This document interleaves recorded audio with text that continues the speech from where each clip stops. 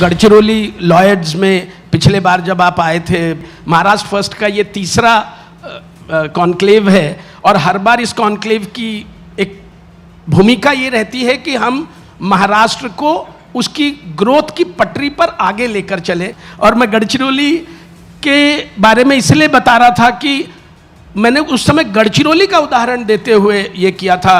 मैं हर बार मुंबई और नॉन विदर्भ का जो इलाका होता है, जब भी मैं पिछले दिनों पुणे था, सर नवराष्ट्र की रिलॉन्च में हम लोग पुणे थे, तो मैंने वहाँ के लोगों को, सब कॉरपोरेट के दिग्गज बैठे थे, मैंने उनको बताया कि आपको गढ़चिरौली, आप में से बहुतों को नहीं पता होता था, अब वो दिन चले गए, लेकिन गढ़चिरौली अगला टाटा नगर होने वाला है।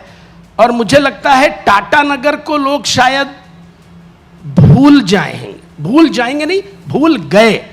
मैं तो सर को रिक्वेस्ट करूंगा कि सर एक बार आप, भले हम प्रभाकरन जी को बोलें कि यहां से हम सबको एक बार ले चले, यहां के कॉरपोरेट्स को।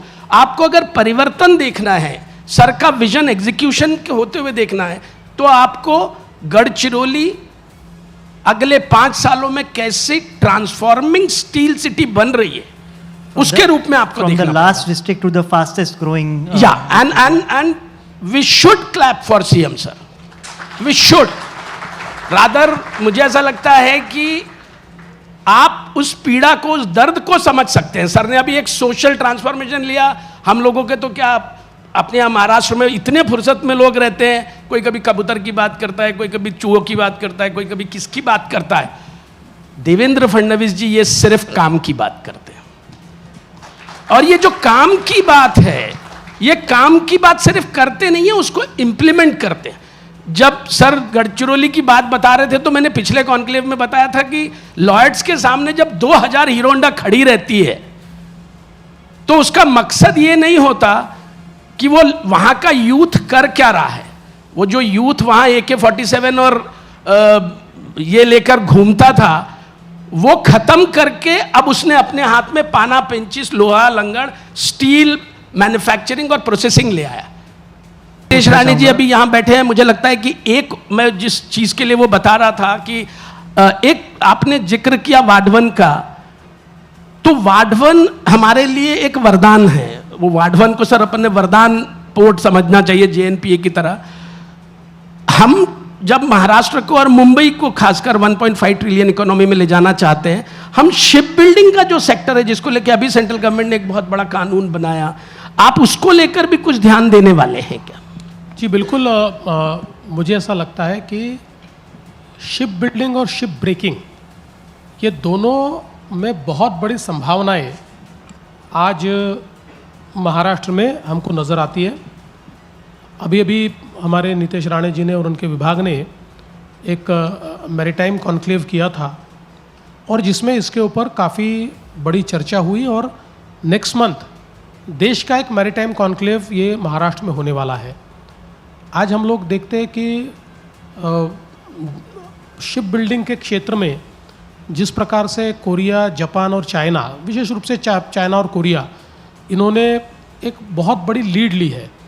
और दुनिया का व्यापार ये जब समुद्री मार्गों से होता है तो शिप बिल्डिंग और अल्टीमेटली शिप ब्रेकिंग भी, ये दोनों में हम संभावनाएं समझ सकते हैं। जैसे दुनिया के विकास की यात्रा में ऑटोमोबाइल इंडस्ट्री एक बहुत प्राइमरी इंडस्ट्री रही है, उसी प्रकार से शिप बिल्डिंग इंडस्ट्री उतना ही रोज़गार तैयार कर सकती है। तो क्योंकि अल्टीमेटली एक शिप आप जब बिल्ड करते हो तो एक बहुत बड़ा इंटीग्रेशन होता है। इसमें केवल इंजन नहीं होता है, इसमें इलेक्ट्रॉनिक्स होता है, इसमें मैकेनिक्स होता है, इसमें सब चीज़ें होती है। तो मुझे लगता है कि निश्चित रूप से इसकी बड़ी संभावना है। आज हम देख सकते हैं कि मुंबई के माझगांव डॉक ने जो सबमरीन्स तैयार की, और मुझे आज भी याद है कि 2016 में हम लोग शायद सबमरीन्स को डेडिकेट करने के लिए पर्रिकर जी के साथ, मोदी जी के साथ गए थे।